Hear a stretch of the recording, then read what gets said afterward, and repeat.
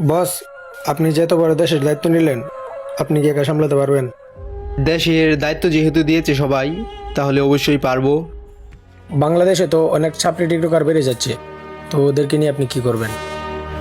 I think that নাও, বিষয়টা তুমি ভালোই বলেছো। তো কি করা যায়? তো আপনি একটা কাজ করতে পারেন, টিকটককে ফ্রি ফায়ারের মতন সার্ভারটা ব্যান করে দেন, তাহলে ওরা আর চালাতে পারবে না। আমি কি ডিসিশন নিয়ে নেব তুমি যা বলছো?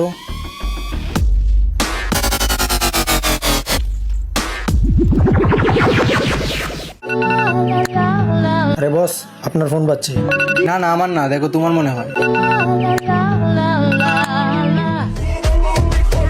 হ্যালো, হ্যাঁ মিস্টার ডোনাল্ড ডাম, জি বলেন। ঠিক আছে ঠিক আছে।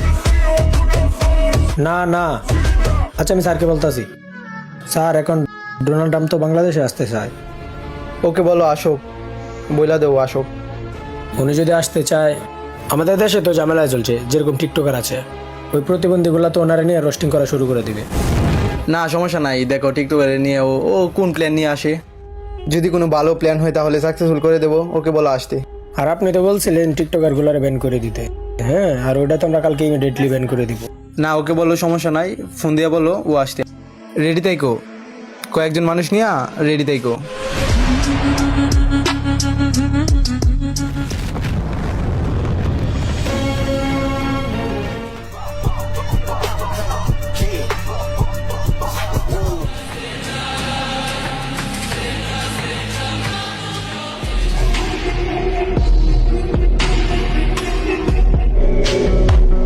আমি যে আসছি তোমাদের দেশে নাকি চাপড়ি টিকটকারদের সংখ্যা বেশি।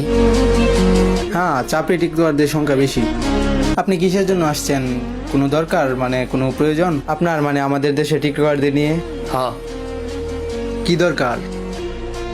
আমাদের দেশে তো মেয়েদের সংখ্যা অনেক বেশি। আমি চাচ্ছি তো তোমাদের দেশে চাপড়ি টিকটকারদের আমাদের দেশে নিয়ে যাব।